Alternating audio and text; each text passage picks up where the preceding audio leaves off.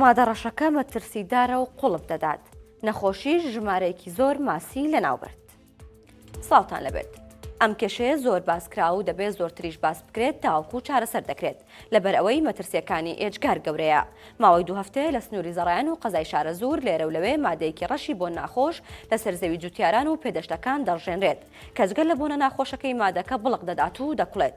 ئاوارە حەمەشەریف بەڕێوەبەری ناحیە زەڕایان بە 964 وت تا ئێستا یەکلایی نەبووتەوە چ مادەیەکە، بەڵام دوای ئاگاداربوونمان لە حاڵەتەکە هێزە ئەمنیەکانمان ئاگادار کردوێتەوە و لەلایەن پۆلیسی دارستان و ژینگەی زەڕایانەوە داوای یاساییمان تۆمار کردو و تا ئێستا سێپەڕاوی لێکۆڵینەوەمان لە دادگای لێکۆڵینەوەی شارە زوور تۆمار کردووە. دەژڵێت سوپاسی 964 دەکەم کە هەر لە سەرەتاوە ئاشکرای کرد و هۆشداری لە مەترسی ئەو مادێ و هۆشیارکردنەوەی خەڵک و ئاگادارکردنەوەی لایەنە پەیوەندیدارەکاندا. ئەوەش نیشانەی خەمخۆریانە.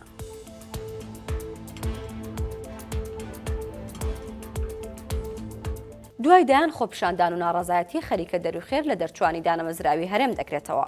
با پێتان بڵێم چۆن. عێراق لە ڕێگەی وەزارەتی تەندروستیەوە داوای لە هەرێم کردووە داتای دەرچوانی زانکۆی حکومی و ئەهلی بۆ بنێرێت بە مەبەستی دامەزراندنیان. دەرچوانی پیشەی تەندروستی و پەرستاری بۆ ساڵانی خوێندنی 2022 بۆ 2023 و 2023 بۆ 2024 دەگرێتەوە.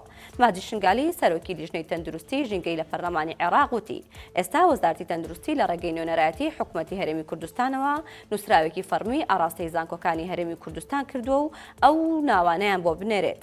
عەباس ئەکرەم وتەبێژی وەزارەتی خوێندنی باڵا بە 964 وت و پشتڕاستی کردەوە کە نووسراوەکە گەیشتۆ و ئەوانیش لای خۆیانەوە دەرچوانیان ئاگادار کردوتەوە بە مەبەستی دامەزراندنیان ئەو لینکە پڕ بکەنەوە کە وەزارەتی تەندروستی عێراق بۆ ئەو مەبەستە دایناوە.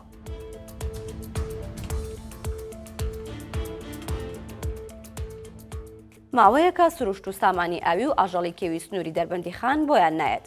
دوای بڵاوبوونەوەی ڤیدۆی مرداربوونەوەی چەند ماسیەک لە دەریاچەی دەربەندی خان ئەوە ئاشکراکرا کە نەخۆشبوون و قڕیان تێکەوتووە. سلێمان محەممەد قایمقامی قەزای دەربەندی خان بە 964 وت دوای بەدواداچوونیان دەرکەوتووە کە یەکێک لەو حەوزانی بەخێوکردنی ماسیەکانی تووشی نەخۆشی بوون و ئەوانیش فڕیان داون. وتیشی ماسیەکان گەورن بەڵام هی ناو دەریاچەکە نین. بەشێکیان لە ژێرگەڵ نراون و بەشێکیان لە ناو چەند فەردەیەک دانراون. ساڵی پار هەمان ئەو حاڵەتە لە ناو دەریاچەی دەربەندی خان ڕوویدا. خاوەن حەوزێکی ماسی بەهۆی ئەوەی لە شوێنی قەدەغە ماسی بەخێو دەکرد لە کاتی گواستنەوەی ماسیەکان بە سەدان ماسی کەوتبوونە دەرەوەی ئاوەکە.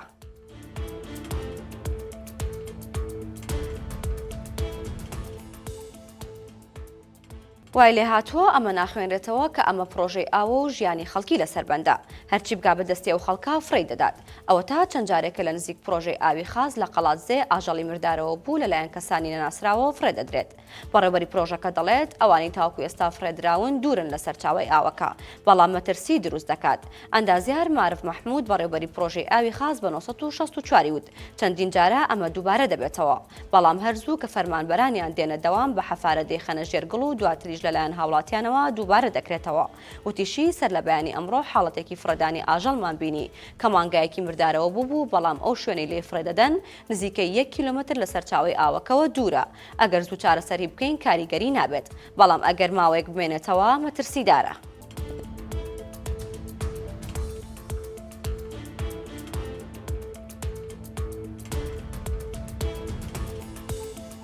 بەڵێ بەڕێزان سەرنجتان بۆ هەواڵێکی تر ڕاکێشم لە ماڵپەڕی 964 ئەویش ئەوەیە ئەوەکە بینن کە نزیک بووینەتەوە لە نیوەی پاییز و نیوەی پاییز تێپەڕێ بەڵام تاوەکو ئێستا هیچ دەنگ و باسێک لە باران نییە.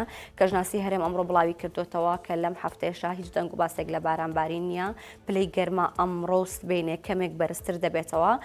ئەمە لە کاتێکایە کە ئێمە ئەم شەو ڤیدۆیەکمان بڵاو کردووە لە 964 دیمەنی ساڵی پەر هی شاری هەڵەبجە بوو کە لافا و کۆبوونەوەی ئاوێکی زۆر هەبوو لاوێ و لە چەندین ناوچەی تری کوردستان بەهۆی بارانبارینێکی زۆرەوە بەڵام لە ئەم ساڵ تاوەکو ئێستا هیچ دەنگێک لە بارانباری نییە و پلەکانی گەرما بۆ سبەینێ بەو شێوەیە بێ بەرزترین پلەی گەرما لە گەرمیانە بێ کە 32 پلەیە و نزیمترین پلەش لە حاجی ئۆمەرانە بێ کە 16 پلەیە.